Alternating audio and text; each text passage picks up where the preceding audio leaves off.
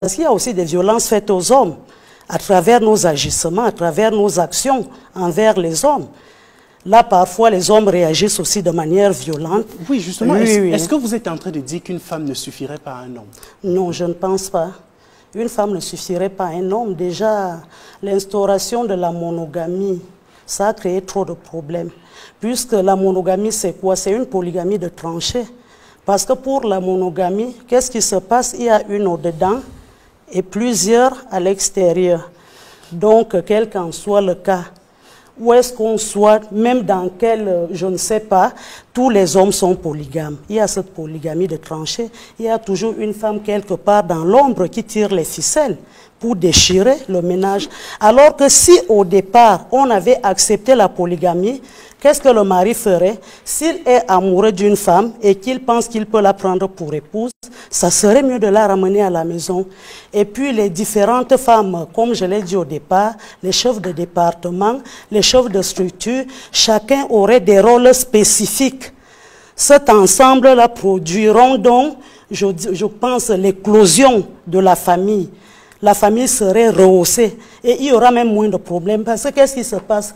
Ces femmes au dehors, c'est la conséquence de cette monogamie qui voudrait qu'une dedans, plusieurs à l'extérieur. Et la polygamie de tranchées, avec tout ce que ça comporte, les femmes à l'extérieur ne restent pas là impassibles. Il y a les maraboutages, il y a des ensorcellements, il y a les maladies sexuellement transmissibles, les enfants monoparentaux et autres. Il y a plusieurs mots. Donc, c'est dû au fait que la femme veut être dans un foyer monogame, oubliant qu'elle aussi, elle reçoit des chocs par rapport à tout cela. Vous voyez, aujourd'hui, on demande trop à la femme parce que les importateurs de modèles ont institué beaucoup de choses dans notre société qui ne s'accommodent pas avec nos réalités. Donc, moi, je pense que pour ce mouvement, c'est un mouvement qu'on doit intégrer dans notre société africaine. Moi, je suis fan, ce peuple de l'Afrique centrale qu'on trouve au Gabon, en Guinée équatoriale, au Cameroun et au Congo. Oui.